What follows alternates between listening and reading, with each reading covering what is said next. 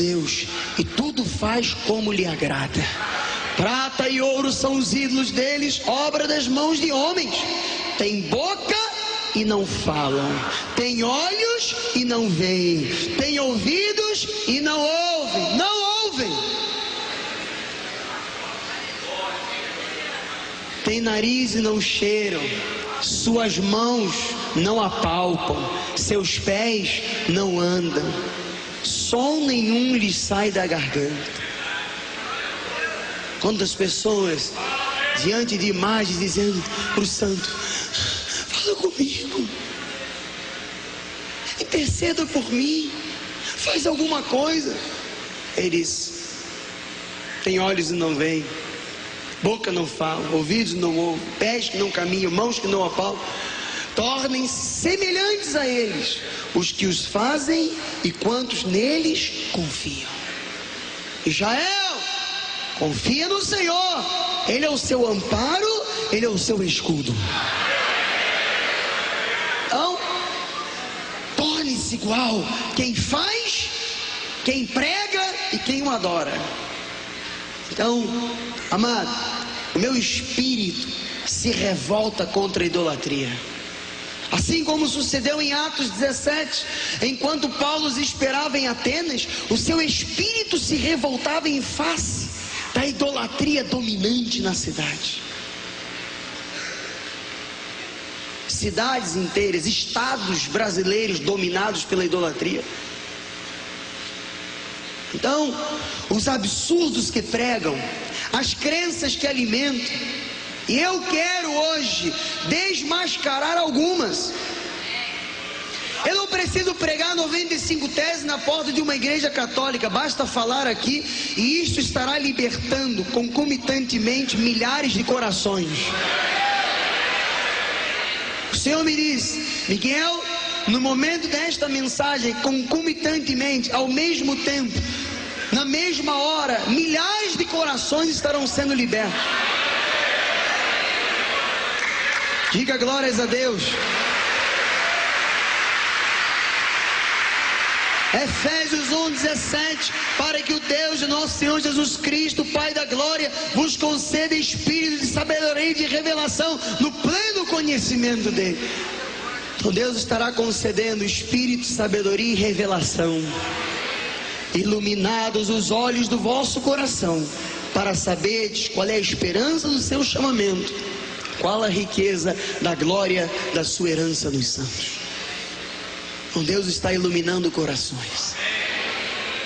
Por favor, você que está me ouvindo, me assistindo, não desligue até terminar a mensagem. Então, nós vamos conhecer quais são as maiores controvérsias. São muitas, mas eu teria que ficar o dia inteiro aqui. Você vai conhecer as maiores controvérsias desta entidade religiosa, desta instituição, a grande meretriz. E essas controvérsias são os motivos dos protestos de Martinho Lutero. Olha, o catecismo só serve para confundir o batismo nas águas e a unção com óleo. Crianças e adultos são batizados para se lavarem dos pecados. Pessoas, para enganar, para ensinar falsidades. Então, bispo, quais são as maiores controvérsias? Em primeiro lugar, esta igreja que se diz apostólica romana, ela prega. E a unção com óleo? A unção com óleo é feita na chamada confirmação ou crisma, para fortalecer e aprofundar o Espírito Santo na vida da pessoa. Depois de batizada, vem alguém e unge com óleo e põe as mãos, dizendo o seguinte: isto é a confirmação, isto é o crisma para fortalecer e aprofundar o Espírito Santo na sua vida. Atos 11:16 diz: então me lembrei da palavra do Senhor quando diz: João na verdade batizou com água, mas vós sereis batizados com o Espírito Santo. Então, o verdadeiro batismo é o do Espírito Santo.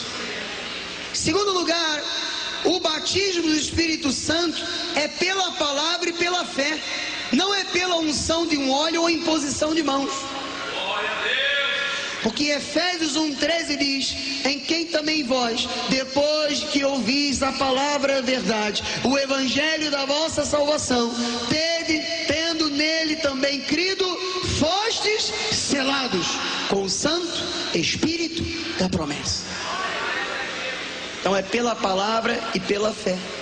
Eu não preciso de um crisma, de uma confirmação, para que o Espírito Santo se aprofunde, para que seja selado com um óleo, com uma imposição de mãos. Não, já estou selado com o Espírito. No momento em que eu ouvi e acreditei, no momento em que eu recebi o Senhor como único e suficiente Salvador, fui selado com o Santo Espírito da promessa. Então a primeira controvérsia é essa: o batismo nas águas é unção com óleo. Isto é tradição, isto é ritual judaico. Na graça, no verdadeiro evangelho, o único batismo é do Espírito Santo. E uma vez crendo, eu sou selado.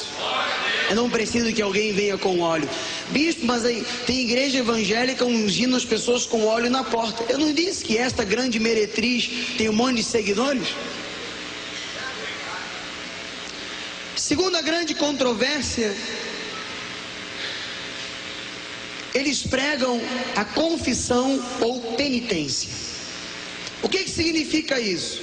Isto envolve a admissão de pecados perante um padre e o recebimento de penitências. O que são penitências? Tarefas e sacrifícios a fazer para alcançar o perdão divino e a absolução. O líder diz: olha, para você ser absolvido, para você ser perdoado, para você alcançar misericórdia, para você ser salvo, você tem que pagar penitência, tem que submeter a tarefas, a sacrifícios. Você tem que confessar os seus pecados a mim, e aí eu vou lhe dar qual é a tua tarefa. Ora, eu não posso, como teólogo, como pastor, como ministro do evangelho, eu não posso considerar isso cristianismo se eles mesmos ignoram o que Cristo fez na cruz. Se diz cristão, cristianismo, mas não consideram, não aceitam, não recebem, ignoram o que Cristo fez por nós, eu não posso considerar cristianismo. Por isso que Paulo diz: são mentiras, são ensinos de demônios, são espíritos enganadores. 2 Coríntios 5:21, aquele que não conheceu o pecado, ele o fez pecado por nós, para que nele, não é na confissão, não é numa penitência, não é me sacrificando, não é fazendo tarefas que me mandam para eu alcançar o perdão divino, diz não, que em Cristo, nele, fôssemos feitos justiça de Deus. Já fomos feitos justiça. Você já é justo diante de Deus, você já foi perdoado, lavado, justificado. Hebreus 9:28, assim também Cristo, tendo se oferecido uma vez para sempre, para tirar os pecados de muitos, aparecerá segunda vez sem pecado aos que aguardam para salvação. Tirou ou não tirou o pecado de muitos? Tirou. Quem são os muitos? São os eleitos, são os escolhidos, são os filhos de Deus, que não são todos. Gálatas 2:17, mas se procurando ser justificado em Cristo, fomos nós também achados pecadores? Dar-se-á o caso de ser Cristo ministro do pecado? Certo que não. Então quando uma pessoa vai a um confessionário, se confessa, e o padre diz: olha, agora você vai ter que pagar este sacrifício, submeter a isso para Deus te perdoar e você ter misericórdia. Está dizendo, sabe o que? Que Cristo foi ministro do pecado, que Cristo não fez nada por aquela pessoa. Eu não posso considerar cristianismo alguém que ignora o que Cristo fez. Depois Hebreus 10:26, porque se vivemos deliberadamente em pecado, depois de termos recebido o pleno conhecimento da verdade, já não resta sacrifício pelos pecados. Claro que não, porque por um único sacrifício ele nos aperfeiçoou para sempre. Depois 1 Pedro 2:24, carregando ele mesmo em seu corpo sobre o madeiro os nossos pecados, para que nós, mortos para os pecados, vivamos para a justiça. Por suas chagas fostes sarados. Então ele carregou os nossos pecados. Mais uma grande controvérsia. A confissão, a penitência, isto é contra Deus. Porque se eu chamo um filho de Deus salvo de pecador, eu estou dizendo que Cristo ministrou o pecado e não ministrou o perdão. Terceira grande controvérsia é a tal da Eucaristia, também chamada de comunhão.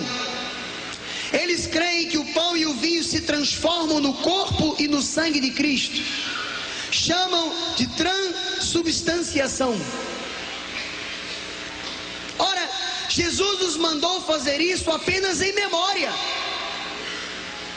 sendo o único sinal visível do novo pacto. Mas nós não cremos na transubstanciação, de que o pão se transforma no corpo, o vinho se transforma no sangue. Nós não acreditamos nisso, porque a Bíblia manda que eu faça isto em memória apenas.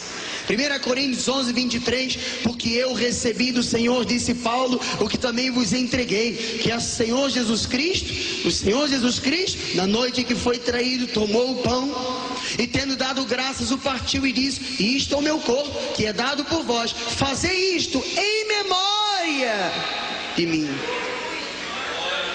Por semelhante modo, depois de haver ceado, tomou o cálice, dizendo: este cálice é a nova aliança do meu sangue, fazei isso todas as vezes que o bebeis, em memória de mim. Então, em memória, nós celebramos a morte e a ressurreição, o pão e o vinho, em memória, mas não cremos na transubstanciação. Então, essa é a terceira grande controvérsia, a Eucaristia, a chamada comunhão. Quarta grande controvérsia, a unção dos enfermos, também chamada de extrema unção, o último sacramento. Amados, isto consiste na unção do enfermo com um óleo que é chamado de sagrado, e diz que é abençoado para curar o enfermo. Ué, bicho, mas tem igreja evangélica fazendo isso. Exatamente. Todos os segmentos religiosos que seguem esses dogmas, essas tradições e estas mentiras são também heresias. Na graça, o que é que nós aprendemos do verdadeiro e no único evangelho que Paulo disse: não há outro, o que vier além disso é maldição. Querem perverter o evangelho de Cristo. O que é que você aprende? Você aprende que a cura, Cristo já consumou na cruz do Calvário, e pela fé, pela palavra, pela confissão, nós recebemos a cura. Quem aqui já foi curado aqui na igreja? Quem aqui já foi curado? Quem aqui já foi curado de alguma coisa? Olha aí, alguém passou óleo na tua cabeça, alguém passou óleo na tua ferida, alguém ungiu você, houve uma extrema unção, houve um último sacramento? Não, houve fé, houve confiança, houve palavra, houve a crença de que pelas chagas de Cristo você já foi sarado. Receba a cura nesta manhã pela palavra, receba a cura nesta manhã pela palavra. Salmo 107, 20, enviou-lhes a sua palavra. Basta a palavra, basta a palavra. Olha, a palavra está curando nesta manhã, a palavra está transformando, está libertando, está tirando o cativeiro, a palavra está fazendo o milagre acontecer. A palavra enviou-lhes a palavra e os sarou e os livrou do que lhes era mortal. Isaías 53, 5.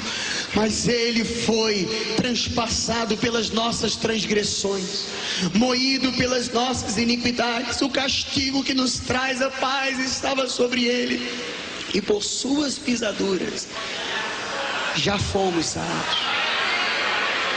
Não é um óleo que te sara, amado. Não é um óleo que te sara. É aquilo que Cristo já fez por você. Foi o sangue de Jesus. Foi a obra do Calvário, foi a sua morte e a sua ressurreição, foi o sacrifício que pagou, foi a obra que consumou na cruz. Quinta grande controvérsia, estou lhe mostrando os motivos do protesto de Martinho Lutero, quando ele protestou teologicamente, moralmente, que tentam abafar as notícias, mas não há como, porque chega no mundo inteiro. Rezas, terços, Ave Maria e Pai Nosso. que a Bíblia diz sobre isso? Mateus 6,5. E quando orardes, não sereis como os hipócritas, porque gostam de orar em pé nas sinagogas e nos cantos das praças para serem vistos dos homens. Em verdade vos digo que eles já receberam a recompensa. Tu, porém, quando orares, entra no teu quarto e, fechada a porta, orarás a teu pai, que está em secreto, e teu pai que vem em secreto te recompensará. E orando, não useis de vãs repetições. O que são as rezas? Os textos, Ave Maria, Pai Nosso. Orações, vãs repetições para anjos. Santo anjo protetor, santo anjo protetor, santo anjo protetor. E o texto, e as bolinhas. O que é isso? São vãs repetições. Olha, a mim me deixa, o espírito se revolta dentro de mim. Quando eu vejo aquelas pessoas ali cegas, um coração obscuro, nulas nos seus raciocínios, parece que não estão pensando.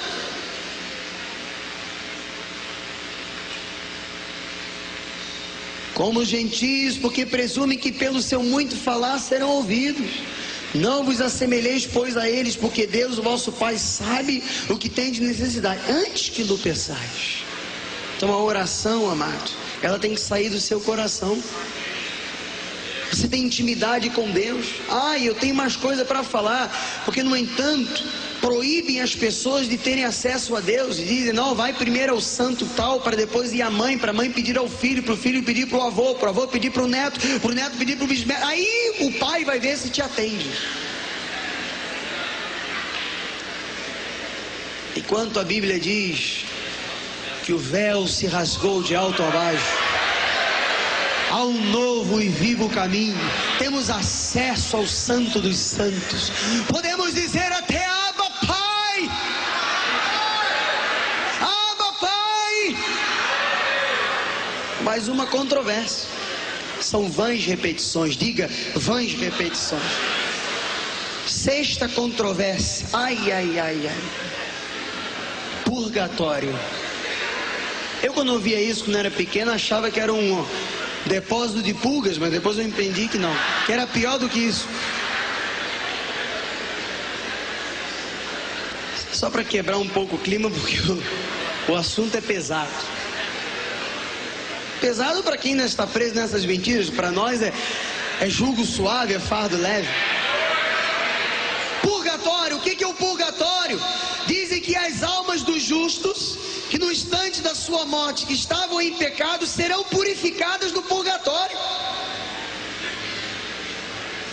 Aí fazem missa de 7º dia, ficam lá chorando para ver se a alma é purificada. Amado, não há mais pecado para quem recebeu a Jesus e pela fé foi lavado pelo seu sangue. Romanos 8:1, agora pois, leia com o Bispo Nacional, já nenhuma condenação há para os que estão em Cristo Jesus. Mas eles pregam que existe um purgatório, que pode ser que no instante da morte aquela alma está cheia de pecados grudados do alto da cabeça, planta dos pés, e aquela alma vai para um purgatório, e lá no purgatório ela vai ser purificada. Agora pois, já nenhuma condenação há para os que estão em Cristo, porque a lei do Espírito da vida em Cristo Jesus, veja, em Cristo, não é num purgatório, em Cristo, nos livrou, te livrou da lei, do pecado e da morte. Livrou ou não livrou? Livrou ou não livrou? Então quantos aqui se sentem livres? Quantos aqui se sentem libertos? Quantos aqui se sentem lavados pelo sangue do Cordeiro? Quantos aqui se sentem santos e irrepreensíveis? Quantos aqui confiam no que Cristo fez? Glória a Deus!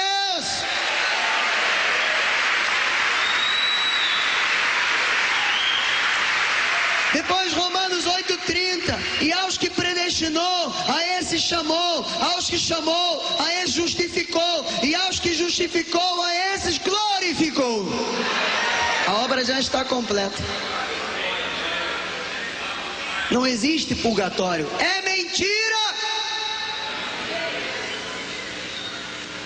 Sétima controvérsia, estamos terminando. Infalibilidade do Papa.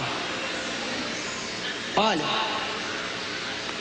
o único infalível perfeito foi Jesus, e é Jesus. Olha, e eu me incluo nisso.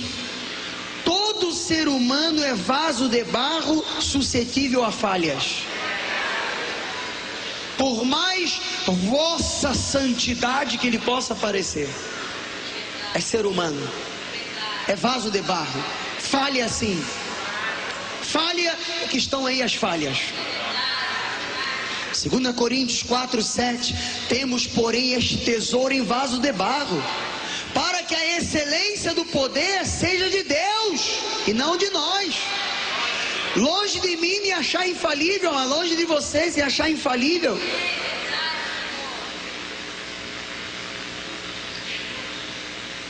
Hebreus 4:15, porque não temos sumo sacerdote que não possa compadecer-se das nossas fraquezas.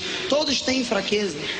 Antes foi ele, Jesus, tentado em todas as coisas, nossa, mas sem pecado. Então o único infalível se chama Jesus Cristo. Agora, se querem transformar uma pessoa numa espécie de Cristo, aí é outra coisa. Então, mais uma controvérsia. Oitava controvérsia. Eles dizem que Cristo voltará para julgar todos os homens. Já aprendemos aqui há 2 semanas, João 3,18. Quem nele crê não é julgado.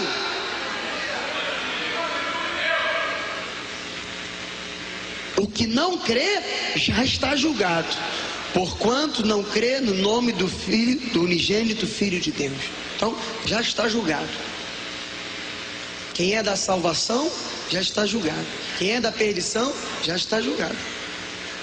Depois, João 5:24, em verdade vos digo, que quem ouve a minha palavra e crê naquele que me enviou, tem a vida eterna. Não entra em juízo, mas passou da morte para a vida. Pronto. Mais uma controvérsia.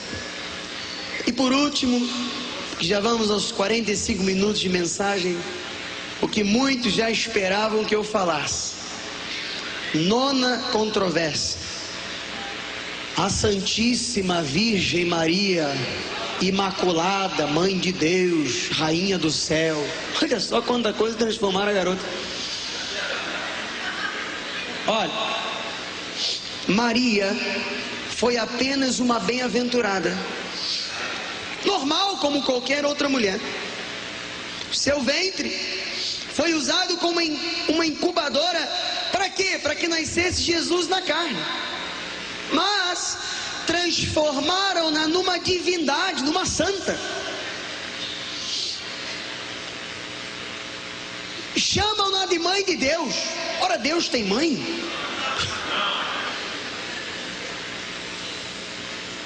Por isso que Martim Lutero pegou lá suas teses e começou a pregar.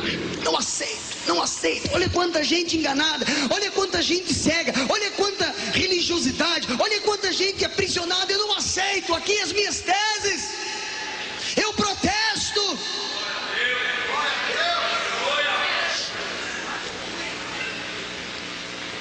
Olha que lição o próprio Jesus nos dá. Marcos 3:31. Nisto chegaram sua mãe e seus irmãos, e tendo ficado do lado de fora, mandaram-nos chamar.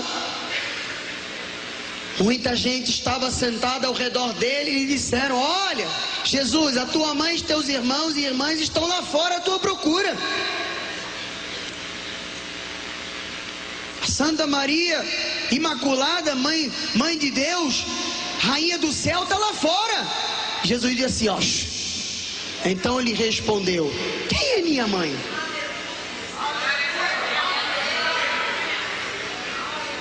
Quem é Maria?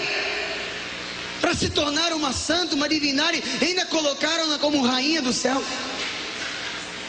Quem é minha mãe? O próprio Jesus disse. Quem são meus irmãos? E correndo o olhar pelos que estavam assentados ao redor, disse: eis minha mãe e meus irmãos, Portanto, qualquer que fizer a vontade de Deus, esse é meu irmão, irmã e mãe. Jesus está dizendo, a minha mãe e meus irmãos são iguais a todo mundo, amado. Minha mãe não é nenhuma divindade, é uma bem-aventurada. Foi usado o seu ventre como incubadora para que Deus se tornasse carne, para que Jesus tivesse uma família aqui na terra. Mas pronto, então o próprio Jesus tirou toda a glória que queriam colocar sobre Maria por ter sido sua mãe, entre aspas. E o próprio Jesus perguntou, quem é minha mãe?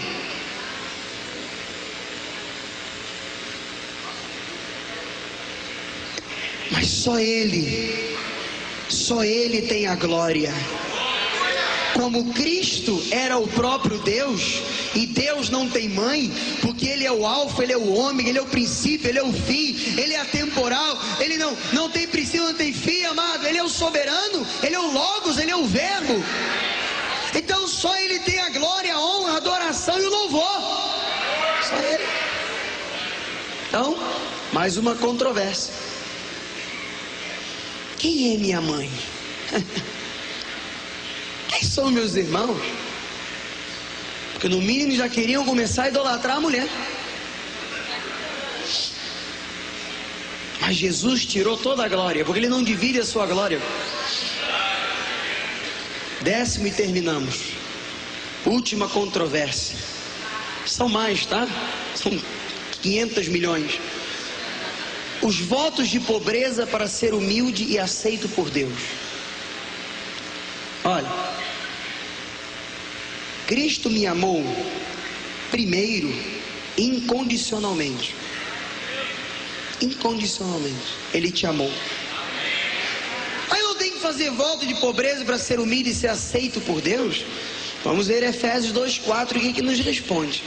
Mas Deus, sendo rico em misericórdia, por causa do grande amor com que nos amou, incondicionalmente,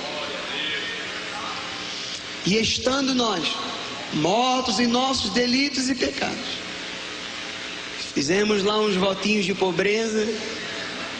Aí Deus ficou com uma pena de nós, verdadinho, tão pobre, tão miserável, eu te aceito. É isso que diz? Estando nós mortos em nossos delitos, nos deu vida juntamente com Cristo. Porque olha, nações, Brasil, mundo, pela graça é que sois salvos. Pela graça é que sois salvos. Pela graça é que sois salvos.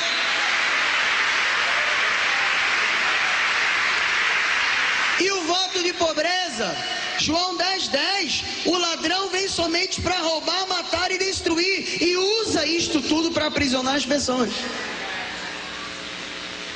Mas Jesus disse, eu vim para que tenham vida e a tenham em abundância. Deus não quer que o seu povo faça votos de pobreza, amado. Pelo contrário, Ele é um Deus de abundância, Ele é um Deus de riqueza, Ele é um Deus de prosperidade, Ele é um Deus de saúde, de harmonia, de equilíbrio, de paz, de vitória, de bênção. Mas talvez alguém me termine perguntando, mas bispo, se no verdadeiro evangelho não há nada para ver, não há nada para tocar, para segurar, para sentir, como é que eu vou me relacionar com Deus? Como é que eu vou viver a minha espiritualidade, bispo? Romanos 1:17. Visto que a justiça de Deus se revela no Evangelho, na plena verdade que você está conhecendo e conhece já, como está escrito, o justo viverá por fé. O justo viverá por fé. Quando o padre agostiniano Martinho Lutero começou a ver infalibilidade, rezas, purgatório, penitências, confissões, unção, batismo, isso é tudo uma hipocrisia. E disse, o mundo, o justo viverá por fé. Lá no século alma. O justo viverá por fé. Mas bispo, então para terminar, mas aqui eu vou me agarrar. Não há uma cruz, não há um óleo, não há uma fita, um terço, uma imagem. E agora, bispo? Como é que fica a minha fé? Como é que fica a minha espiritualidade? Não há um lenço para levar para cá, não há uma fita no braço, não há um crucifixo, não há uma imagem, não há um santo, nem debaixo do tapete do carro, nem debaixo do tapete do carro.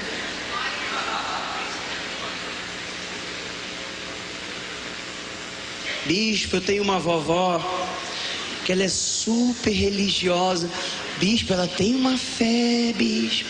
Olha, no cantinho do quarto dela, ela tem lá o seu terço, a sua cruz, a sua imagem, a sua padroeira, o seu santinho. Está lá no cantinho. Ah, é? Está ali o demônio no cantinho do quarto. Porque quem se associa aos ídolos se associa aos demônios. Então, bispo, a quem que eu vou me agarrar? Eu termino com João 4:24. Deus é espírito, e importa que os seus adoradores o adorem em espírito e em verdade. Isaías 42:8. Eu sou o Senhor, este é o meu nome. A minha glória, pois, não a darei a outrem, nem a minha honra às imagens de escultura. Deus não divide a sua glória, Deus não dá honra, Deus não dá glória a nenhuma outra imagem ou Deus ou santo desta terra. E Josué 23 termina: para que não vos mistureis com estas nações que restaram entre vós, não façais menção dos nomes de seus deuses, nem por eles façais jurar, nem os sirvais, nem os adoreis, mas ao Senhor vosso Deus vos apegareis, como fizeste até os dias de hoje. Ao Senhor vos apegareis. Deus é espírito, e importa que os seus adoradores o adorem em espírito e em verdade, porque o justo viverá por fé. Amados, há espíritos enganadores, há ensinos de demônios. Proíbem o casamento, depois vai o líder pegar crianças, porque querem impedir uma necessidade que o próprio Deus colocou no homem, satisfazer com a mulher e a mulher no homem, num casamento.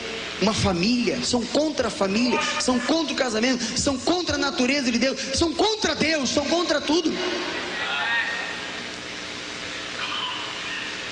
Mas graças a Deus, que a plena verdade chegou ao teu coração e a milhares de corações. Assim seja, assim lhe